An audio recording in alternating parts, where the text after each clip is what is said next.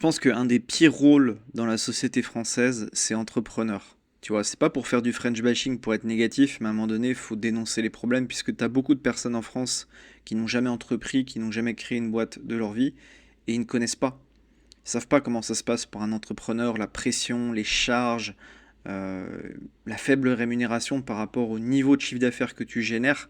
Et je peux en parler parce que, vous le savez, si vous suivez la chaîne depuis longtemps, j'ai été comptable dans mon ancienne carrière. Et aujourd'hui, j'observe énormément d'entrepreneurs qui se plaignent du niveau de charge. Beaucoup mettent la clé sous la porte. Ils arrêtent leur entreprise parce que non pas qu'ils sont pas rentables, ils en ont marre de travailler jour et nuit, 7 sur 7, pour une rémunération qui n'est pas très élevée. Pour un chiffre d'affaires de 10 000 balles par mois, quand tu es en société, qu'est-ce qui va te rester concrètement dans les poches? 3 000 balles. Ah mais 3 000 balles, tu vas me dire c'est un bon salaire, ok. Mais quand tu génères 10 à 15 000 euros de chiffre d'affaires par mois, c'est peanuts, 3 000 balles. Et là on va écouter ce plombier qui est fatigué en fait. Il est au bout du rouleau parce que il a un salaire de 1 700 euros et il peut pas se loger en région parisienne. Il y a aussi cette problématique du logement. Quand tu es entrepreneur, on va te demander pour te loger tout un tas de garanties. Si t'as pas de garant en tant qu'entrepreneur, c'est finito pour toi, tu es à la rue.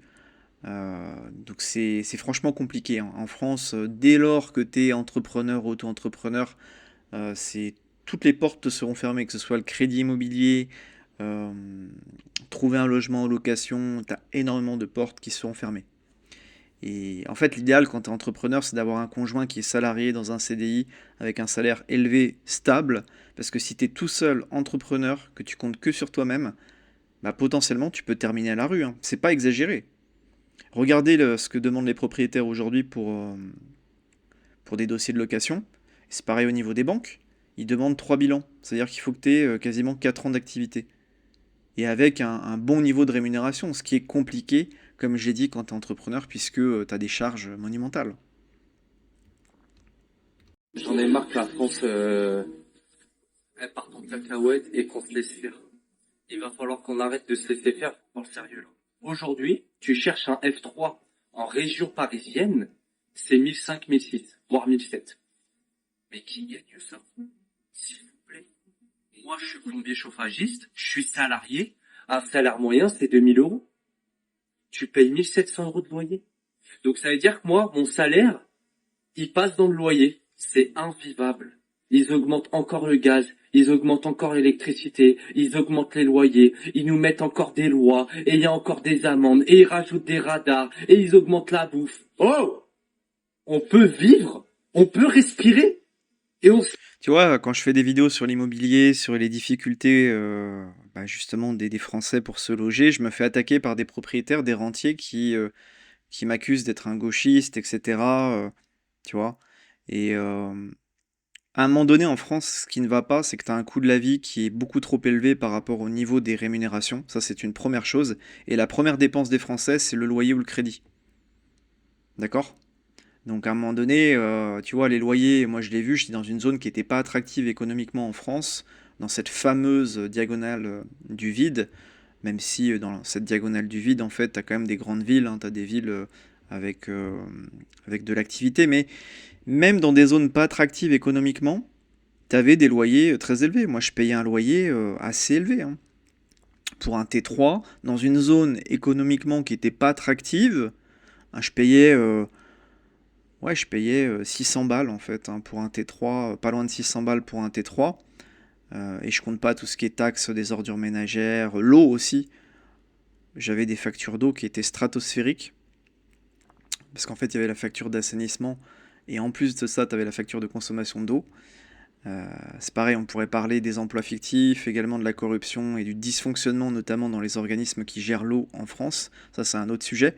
Mais j'ai halluciné. Moi, j'estime que dans des zones où tu n'as pas d'emploi, où tu as des salaires principalement au SMIC, bah, demander, je sais pas, moi, un loyer à 600 balles pour un truc qui est pas top, pas rénové, un T3, tu vas me dire c'est les prix en France, mais c'est complètement anormal. Parce que c'est décorrélé par rapport à la rémunération. Quand tu es dans une zone où la plupart des salaires c'est le SMIC, Bah, pour un T2, un T3, tu peux pas demander des niveaux de loyer à 600 balles. Parce qu'en général, pour bien gérer son budget, il faut pas avoir un loyer qui dépasse 30% de ton salaire. Et j'ai même discuté avec des personnes, des agents immobiliers, des propriétaires dans la zone où j'étais, et ils me disaient que 2000 euros net, c'est un gros salaire dans la zone. Sauf que les loyers sont trop élevés par rapport au salaire proposé. Tu vois? Alors tu vas me dire, c'est la loi de l'offre et la demande. Ouais, très bien. Il y a des logements sociaux en France, mais il n'y a personne qui peut rentrer dans les logements sociaux. En tout cas, moi, je connais personne de mon entourage proche ou moins proche qui est rentré dans un logement social. Tu peux faire une demande de logement social en ligne, mais je peux te garantir que le délai d'attribution d'un logement social, c'est 10-15 ans. Donc il peut s'en passer des choses en 10-15 ans, hein. Tu peux dormir dans ta bagnole pendant 10-15 ans, c'est chaud, hein. Après, tu as l'option de devenir propriétaire, mais les prix sont quand même assez élevés. Si tu es dans le BTP, l'avantage c'est que tu peux rénover toi-même ton logement, donc tu as un avantage sur les autres.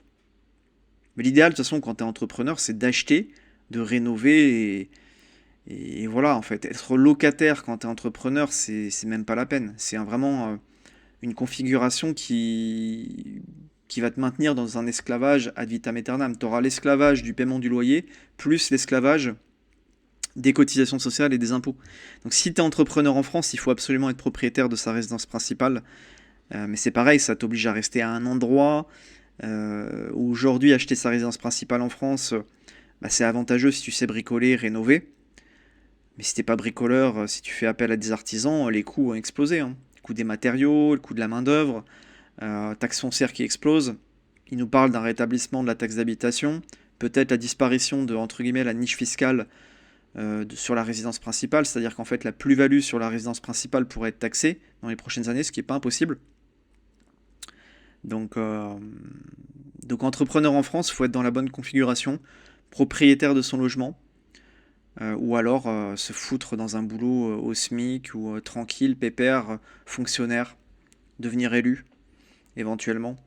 Mais entrepreneur en France, faut être sacrément vaillant, hein. On se laisse faire. Va falloir arrêter qu'on se laisse faire, hein. Moi, j'attends le coup de feu, hein. Coup de feu, je débarque au champ, je défonce tout. Parce qu'il y a que comme ça qu'ils comprennent. Faut arrêter les... oui, mais faut arrêter, il faut faire ça. Non, ils comprennent pas. Quand on fait ça pacifiquement, ils en ont rien à péter. J'en ai rien. C'est pas faux, hein. Par contre, tu vois, c'est ce deux poids deux mesures. Quand c'est des jeunes qui saccagent les Champs-Élysées après la victoire du PSG ou la défaite du PSG, là, il n'y a aucun problème. Il n'y a pas les blindés. Par contre, quand c'est les agriculteurs, le peuple français bien de chez nous, là, ils envoient toute l'armada de blindés de gendarmerie. Tu vois, les centaures, les fameux centaures. Donc, c'est ce deux poids deux mesures qui est insupportable. Donc après, est-ce que tu as envie de perdre un œil, un bras, une jambe? Aujourd'hui, l'appareil d'État est extrêmement puissant en France, hein. Tu vois, faut pas occulter ce sujet-là. L'appareil d'État en France est extrêmement puissant. C'est pour ça que je pense que c'est même pas de l'incompétence aujourd'hui, cette insécurité, cette délinquance, elle est voulue. Pour moi, elle est voulue par l'élite du haut parce qu'en fait, l'appareil d'État est extrêmement puissant. J'ai discuté avec des personnes qui bossent, qui bossaient dans la police, la gendarmerie. Enfin, je ne sais pas si vous réalisez en fait la puissance de l'État français au niveau des équipements. D'ailleurs, il y a pas mal de polices de pays étrangers qui viennent se former en France, hein. Donc, euh, donc voilà, on est aussi des producteurs d'armes, d'accord? On est entre guillemets fort là-dessus. Et aujourd'hui, il faut voter avec ses pieds. Moi, je pense que le peuple est à gauche. La plupart des gens n'ont jamais entrepris de leur vie, ils n'ont jamais créé de boîte de leur vie, tu vois, ils savent pas de quoi ils parlent, ils savent pas comment fonctionne par exemple le statut de l'auto-entreprise ou comment ça fonctionne au sein d'une SARL, d'une SAS. C'est malheureux à dire, hein, mais mieux vaut entreprendre à l'étranger dans un pays qui est friendly, qui est amical avec les entrepreneurs. Je suis pas pour le 0% d'impôt, mais je suis pour qu'un entrepreneur qui se bouge les fesses puisse vivre décemment de son activité, qui reverse pas 60 à 70% de charges à l'État. Tu vois, 10-15% grand max, mais pas plus. Rien à faire parce que moi j'aime mon pays, je suis patriote les gars. J'aime mon pays, ma nation, tous nos ancêtres qui se sont battus pour qu'on soit en paix aujourd'hui. Avant on se battait pour quelque chose. Aujourd'hui on se bat pour rien. On se bat pour l'intérêt du gouvernement. Le problème en fait qui se pose avec les nationalistes, tu vois, moi je suis pas forcément un nationaliste identitaire et je pense qu'ils mènent un combat qui est dépassé, qui date, enfin qui est fini en fait. Puisqu'aujourd'hui, avec Internet, l'intelligence artificielle, la mondialisation, il y a une disparition progressive des nations. Et d'ailleurs, tout est en train de s'uniformiser au niveau fiscal, au niveau bancaire, au niveau... tu vois, tu le vois quand tu voyages. Même en Asie du Sud-Est, tu retrouves des choses que tu as en Europe. Tu vois, je me faisais la réflexion, je sais plus où c'était, je crois que c'était en Thaïlande ou au Vietnam, les bouchons des bouteilles d'eau, je crois que c'était en Thaïlande, les bouchons des bouteilles d'eau, c'était pareil que dans l'UE. Tu sais, c'est les bouchons qui peuvent plus se retirer de la bouteille. C'est pas du tout pratique, mais je l'ai vu, je crois, en Thaïlande. Donc les normes s'exportent. Et aujourd'hui, le combat nationaliste, j'ai envie de te dire, avec l'ère de l'IA, Internet, tu pourras pas aller contre cette révolution, contre ce mouvement. Donc je pense que les nationalistes, ils mènent un combat qui était peut-être valable au 18e, 19e siècle. Mais aujourd'hui, tu as une disparition des États-nations et on va rentrer dans une ère où tu auras finalement peut-être un gouvernement mondial. Tu vois, moi je vois bien un gouvernement mondial avec finalement différentes régions qui sont peut-être autonomes, gérées de manière indépendante, mais avec un gouvernement mondial. Voilà comment je vois les choses. Et je pense que ce combat nationaliste, il est dépassé, il est plus d'actualité. Et il y a pas mal de Français qui vont prendre cher en fait. Le réveil va être douloureux parce que on n'est plus au 18e, au 19e siècle, tu vois. Ce plombier n'a qu'à partir à la Cambrousse. Ouais, c'est vrai, après, sur le sujet du logement à Paris, bah voilà, t'es plombard, qu'est-ce que tu fous à Paris? Alors oui, t'as des opportunités, mais va à la campagne, dans la Diaque du Vide, t'auras des loyers plus accessibles et tu pourras faire du pèse aussi, hein. Après, il faut dire aussi que des Français qui ont la folie des grandeurs. Quand tu vois que certains Français, ils veulent des logements. Après, chacun est libre d'avoir son logement, tu vois, mais à un moment donné, quand t'as pas un gros salaire, quand t'as pas les moyens, bah réduis tes attentes. Mène une vie minimaliste, frugaliste. Dans un contexte d'inflation, avec un coût de la vie qui est très élevé en France, pour moi, le minimalisme, le frugalisme, c'est un mode de vie que tous les Français devraient adopter. Voilà, il faut s'adapter, il faut être flexible. Il faut pas vivre dans les années 60, 70. Aujourd'hui, c'est différent. Il faut être intelligent, s'adapter. Et c'est pour ça que le mode de vie frugaliste, minimaliste, je pense que c'est le meilleur moyen de combattre l'inflation. La crise du logement est orchestrée depuis 20 ans par les gouvernements successifs. Il faut être fou pour investir dans le locatif à 3%, hyper risqué. C'est même pas 3%, les rendements dans le locatif, c'est 2%. C'est 2% en fait. C'est vrai que cette tension sur le marché locatif a été organisée par l'État. Les logements sociaux, qui occupent les logements sociaux? Quand tu vois qu'il y a de la corruption massive, que tu as des élus qui occupent des logements sociaux, tu te demandes où va le pognon, quoi. Et des entrepreneurs, des travailleurs pauvres, par contre, eux, ils n'ont pas le droit de rentrer dans les logements sociaux. Tu vois, c'est comme cette histoire avec Bali Bagayoko, j'en reviens là-dessus, c'est que tu as des élus, des personnes haut placées qui ont des privilèges, et le travailleur, le prolo lambda, lui, il peut crever dans sa bagnole, il n'y a aucun problème. Ouais, le régime socialo, ils ont cramé la boutique. Moi, je pense que c'est une question de temps avant que ça s'effondre. Vraiment, hein, je pense que... De toute manière, tu vois, quand tu as tous les élus gauchistes, que ce soit LFI, les socialistes, ils veulent taxer plus. Ils n'ont aucun respect pour les entrepreneurs, d'accord? Ils ne savent même pas ce que c'est l'entrepreneuriat.